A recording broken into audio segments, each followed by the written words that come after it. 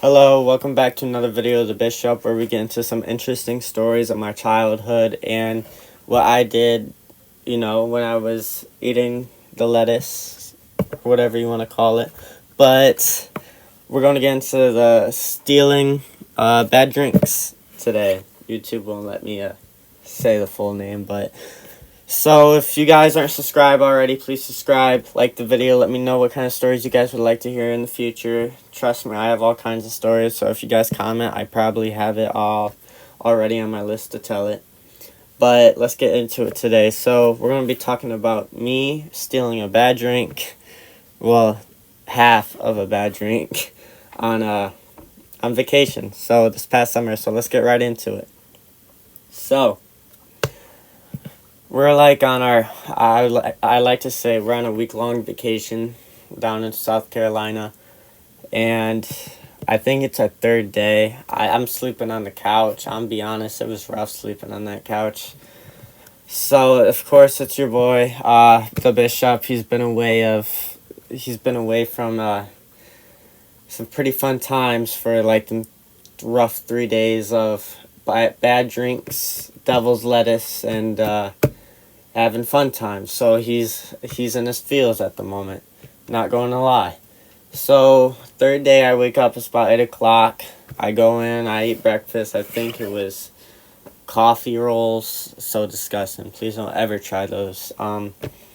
Coffee rolls for breakfast that morning. I go out to fish. I come back in. It's about like 10:30, 11. All the adults and the older kids that are over 21 are lined up with shots of the bad drink, and then they take shots of this bad drink, and I was like, I really want that bad drink. So I planned this out for like an hour in advance. I get me a nice tall cup, probably like, I don't know, I don't know how to explain this, to be honest. It's just really tall, probably half of like the bad drink, like Smirnoff. I just gotta say, a half a Smirnoff bottle for sure fit in this. And that's exactly what I did, but I'm gonna get to it. So I wait for everyone to go either swimming, fishing, to the store, where it's just me in this kitchen, able to make love together, basically. So I open up this freezer, alright? And there's so many options, but I start looking at the proof, and I go like, no, oh no, oh yes, oh yes. This one turned me on, to be honest. So I was like, you turn me on, you're gonna go in me. So that's exactly what happened. So I put it in my cup, I pour it till like it was at the top, and I put it back in the freezer, and I sip on it. I squint a little bit. I'm like, oh. So that was I even feel like that now. I don't know how the heck I even did that this past summer, but like sipping straight on it, no mixers, nothing, just straight bad drink. So I go out to the picnic table. I'm sipping on it. I start feeling good, and it's about like 12:30. I play cornhole. I beg to differ that I'm a lot better at cornhole when I'm under the influence. So I won a couple games. I might have lost one when I was starting to get to like a quarter left in my bad drink, about around 1 o'clock. It was going really quick. It was going by really fast, and so I finished it about 1:30, and then by 2 o'clock I'm like turning on music. I'm doing the chicken dance. I'm dancing the blurred lines. I'm like moving. I'm moving in ways I didn't know I can move, to be honest.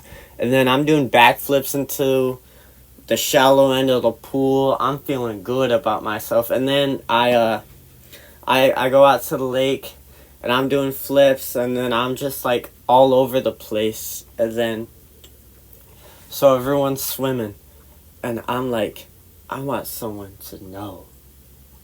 I want someone to know how good I'm feeling.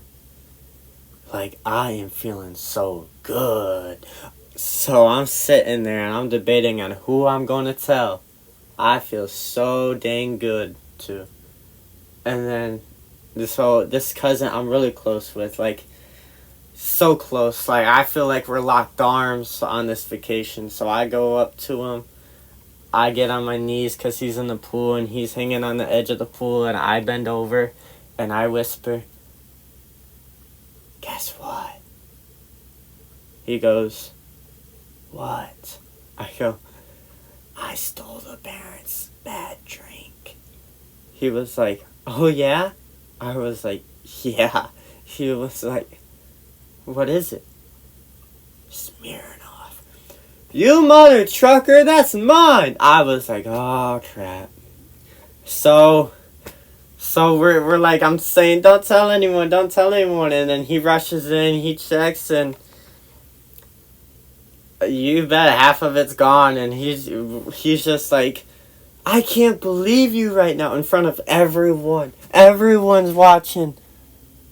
But I didn't know how to comprehend this because I was like, "You're going to ruin my mood, you a-hole."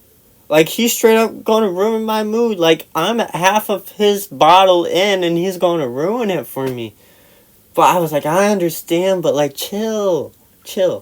But he wasn't chilling. So I was like, "I'll pay you for it." And he was like, "You are going to pay me for it." And I was like, I said I'm going to pay you for it. Calm down.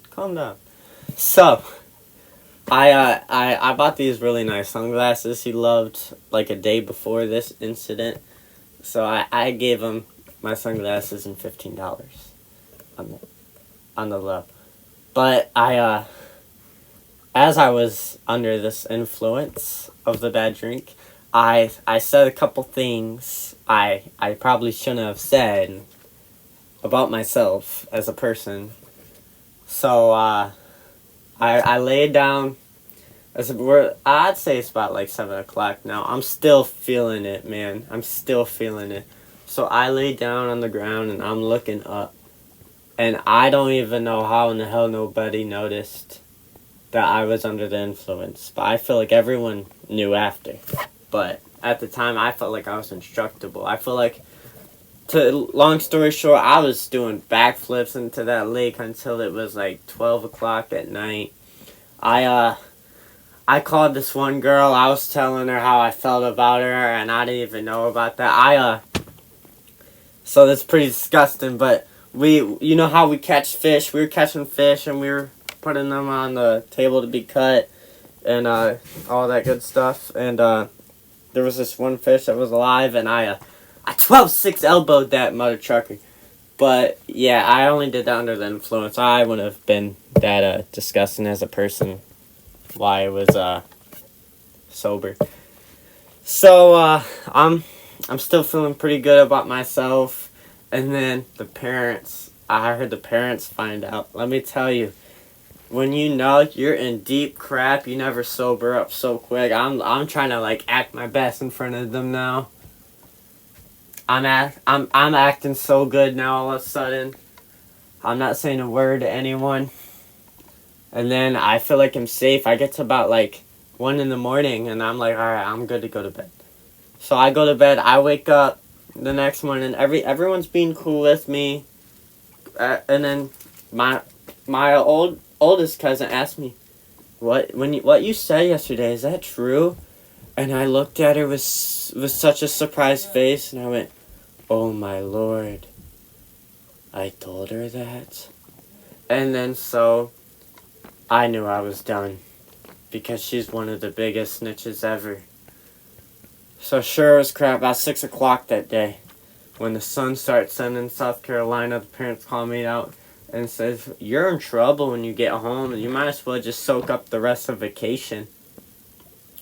Because Sarah already told us everything you did and said. So when you get home, you're done. You're grounded. Just enjoy your vacation. And I'm like, bro. So that's exactly what I did. I soaked up the rest of that vacation.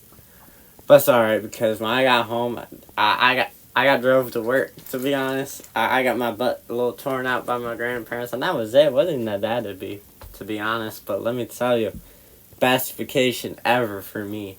I never enjoy myself under the influence so much until I told my cousin it was his. But it was still kind of fun after that. But I guess that's the story for today, guys. Please subscribe, like, comment what I could do better. If you guys want more detail or if you guys want a different story in a different area, trust me, I have plenty of stories to keep you guys occupied. Watch out for Monday for another video, and then Friday, the following Friday, I'll drop another video. If like, comment, please let me know what you guys would like to see next, hear next. Alright, the Bishop is out. See you guys.